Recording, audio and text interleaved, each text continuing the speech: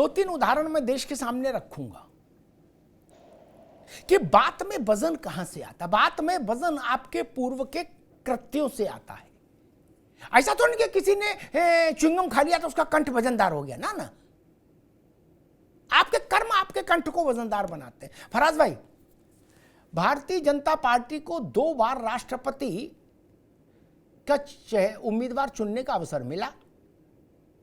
एक बार उसने दलित चेहरे पर रोली चंदन लगाया और दूसरी बार आदिवासी पर। अब आप अमृतपुर में जाओ, संकिसा में जाओ, उमरदा में जाओ, ठटिया में जाओ, तिरवा में जाओ और कहो ये दलितों के और पिछड़ों खिलाफ हैं, आदिवासी के, तो आदमी आपको पकड़ के नहीं कहेगा कि ये रामनाथ कोविंद बामन थे हैं। और आज मौजूदा राष्ट्रपति महोदया ये पूछेगा ना, तब तो मोटरसाइकिल पर होंगे तो ठीक है, साइकिल पर होंगे तो संकट होगा, फिर तो आदमी पकड़ लेगा। एक दूसरा, वाजपेयी जी की सरकार अन्य सहयोगी दलों पर निर्भर सरकार थी, वो भाजपा की पूरी सरकार नहीं थी। लेकिन जब भाजपा के पास पूरी सरकार आई अपनी बहुमत की, तो उसने भारत के इतिहास में पहली बार पिछड़े वर्ग के व्यक्ति को प्रधानमंत्री रखा 10 साल, और अगले के लिए भी अगर जनता ने मैंडेट दिया तो वही पिछड़े वर्ग का व्यक्ति नेतृत्व करेगा। दलित आदिवासी पिछड़ा, दलित आदिवासी पिछड़ा, संविधान ने इसी त्रिमूर्ति को तो आरक्षण दिया है। ये तीनों देख लीजिए, प्रधानमंत्री दलित पिछड़ा, कोविंद जी दलित, द्रौपदी मुर्मू आदिवासी। तब मोहन यादव किसी परिवार से नहीं, भारतीय जनता पार्टी यादव मुख्यमंत्री बना सकती है, ये कभी लालू जी की पार्टी और मुलायम सिंह जी की पार्टी सोच भी नहीं सकती थी जीवन में। नहीं, बना दिया। बिहार में भाजपा के उप मुख्यमंत्रियों को देख लीजिए, किस जाति से है, किस वर्ग से है समाज के, देख लीजिए ना। शकुनी चौधरी का ही बेटा है ना सम्राट। क्या शकुनी चौधरी सामाजिक न्याय की लड़ाई के बड़े पुरोधा नहीं रहे लालू जी के साथ? उत्तर प्रदेश में केशव जी हैं, केशव मौर्य देख लीजिए। तो आप ये देवो राय कौन राय बता रहे हैं, इनकी सुनेगी आज सुनेगा आदमी, या ये देखेगा? तू कहता है कागज लेखी, मैं कहता हूं आंखें देखी। और एक बात और कहूंगा, समाजवादी पार्टी, अखिलेश जी ने कहा कि भाई मैं दलितों से कहूंगा कि हमारे साथ आ जाओ क्योंकि बसपा में कुछ बचा नहीं। अच्छी बात है, चुनाव में कहना भी चाहिए, बसपा में बचा है कि नहीं बचा है रिजल्ट बताएगा। लेकिन मुझे एक वो याद है, दलित बसपा के ही है, मैं ऐसा नहीं कहता। दलित सबके, भाजपा को बहुत बड़ा हिस्सा दलितों को जा रहा है, उनके पास सबसे ज्यादा दलित विधायक देश में और सबसे ज्यादा दलित सांसद देश में, ये भी आंकड़ा है, इसको भी समझिए। और फराज भाई जैसे लोग जो बहुत ज्यादा आंकड़ों पर विश्वास करते हैं, उनको तो जो बात जरूर कंठस्थ होगी। और भारत के केंद्रीय मंत्रिमंडल में पिछड़ों की सर्वाधिक भागीदारी इस वक्त है। पंडित जी के समय से लेके आज तक कभी इतनी पिछड़ों की भागीदारी नहीं रही केंद्रीय मंत्रिमंडल में जितनी इस वक्त भारत में है। ये बात भी फराज भाई को जरूर पता होगी, वो योग्य व्यक्ति हैं।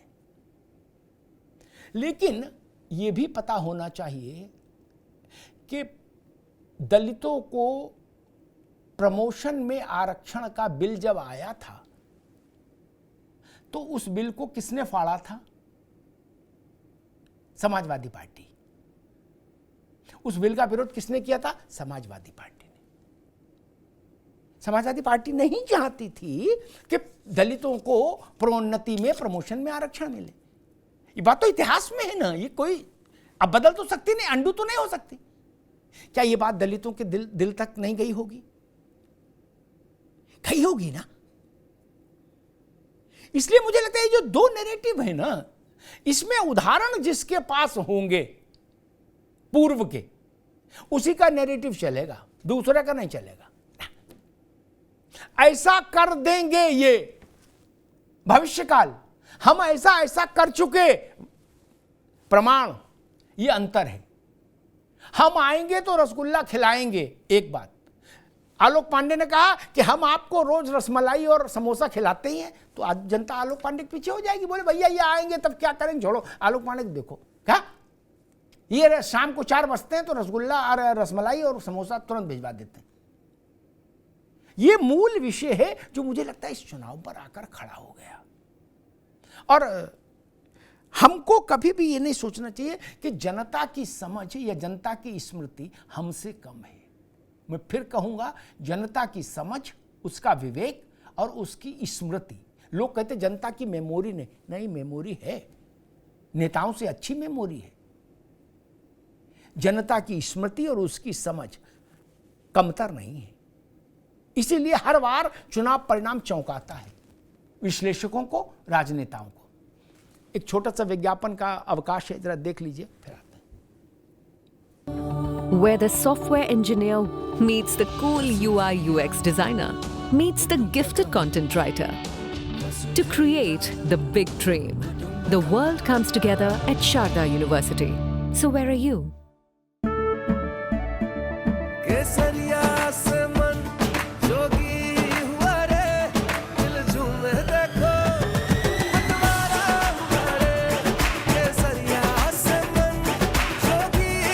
हर पल मनाओ केसरी त्योहार। विमल, बोलो जुबान केसरी। हाँ शुक्ला जी, भिजवाना सिर्फ अल्ट्राटेक ही। मान गए बेटा, पर अल्ट्राटेक ही क्यों? आप ही ने तो कहा था कि घर जिंदगी में सिर्फ एक ही बार बनता है। घर एक, मौका एक, इसलिए सीमेंट भी देश का number 1। UltraTech, India's number 1 cement. झंझनाहट से जल्द आराम पाएं सेंसोडाइन रैपिड रिलीफ के साथ।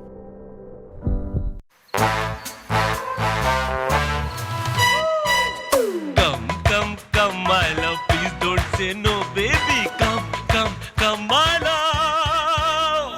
वी-गार्ड के air coolers extra large cooling pads के साथ, जो अच्छों को ठंडा करे।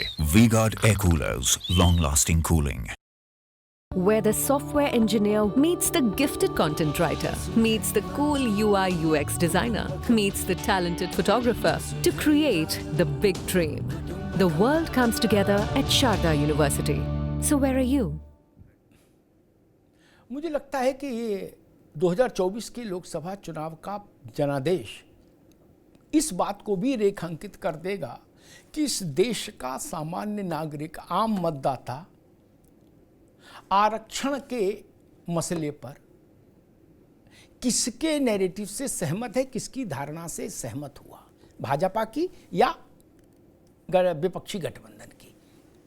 अब केंद्र में आ गया है आरक्षण। आरक्षण मतलब जातियां, पिछड़े, दलित और आदिवासी, ये जो 3 समूह हैं जातियों के जिनको आरक्षण संविधान ने दिया है, उनका वास्तव में हितैषी कौन, नरेंद्र मोदी की भाजपा या राहुल गांधी का गठबंधन। इस विषय पर भी फैसला हो जाएगा कि आरक्षण पाने वाला वर्ग अपना हितैषी किसको मानता है।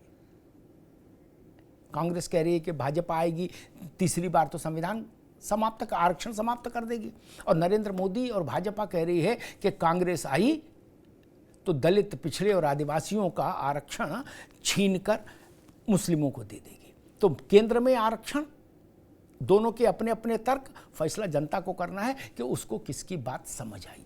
धन्यवाद। वी-गार्ड प्रेजेंट्स अब उत्तर चाहिए, को powered by Sensodyne and Vimal.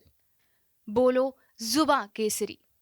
Sharda university, the world comes together at Sharda. Admissions now open.